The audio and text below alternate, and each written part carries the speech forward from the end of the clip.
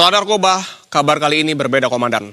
Pelaku intimidasi dan kekerasan verbal terhadap Dr. Ica bertambah 1 dan kini menjadi 4 orang.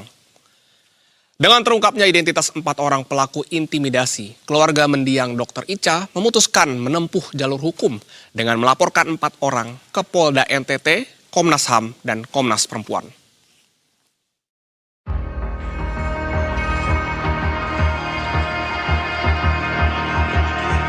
Bola panas kasus intimidasi hingga berujung hilangnya nyawa seorang tenaga medis atau dokter muda di Nusa Tenggara Timur masih bergulir.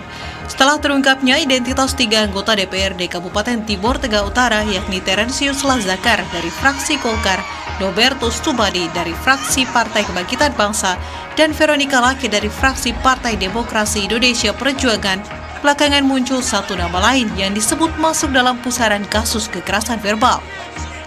Satu nama terlapor baru atas nama Maria Matildi Sau. Maria merupakan seorang dokter hewan yang juga aparatur sipil negara sekaligus pejabat di Dinas Peternakan Kabupaten Timur Tengah Utara. Keluarga almarhumah Dr. Ica telah melaporkan para terduga pelaku intimidasi, ancaman, penghinaan, dan kekerasan verbal terhadap Dr. Ica kepada Polda Nusa Tenggara Timur. Setelah kami mendalami semua dan mengkitaku, ternyata ada 4 orang yang kami laporkan. Itu semua adalah pejabat publik. 3-nya adalah pejabat publik dalam kapasitas sebagai anggota DPRD Kabupaten Timur Tengah Utara, dan 1-nya pejabat publik adalah dokter hewan ASN pada Dinas Peternakan Kabupaten Timur Tengah Utara. Inisial? Dengan peran dan inisialnya itu ada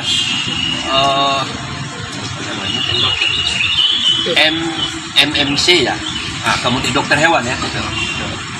Perannya dia seperti apa? Oh, dia ikut memaksakan kehendak di situ dengan mengatakan bahwa saya saja bisa pergi ambil serum di puskesmas, ada keluarga yang sakit dan bisa disuntikan gitu.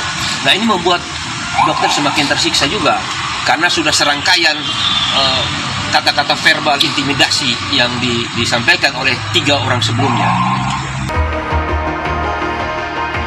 Pasca terungkapnya identitas terduga pelaku intimidasi, keluarga almarhumah Dr. Eliza Prinsila Utami Pakenoni atau Dr. Ica memutuskan menempuh jalur hukum dengan melaporkan 4 orang ke Polda NTT. Selain itu, mereka juga melaporkan kasus ini ke Komnas HAM dan Komnas Perempuan. Keempat orang yang dilaporkan ini diduga memiliki keterkaitan dengan rangkaian peristiwa yang dialami Dr. Ica sebelum meninggal dunia. Dari Kupang, Nusa Tenggara Timur, Tim Liputan Berita 1.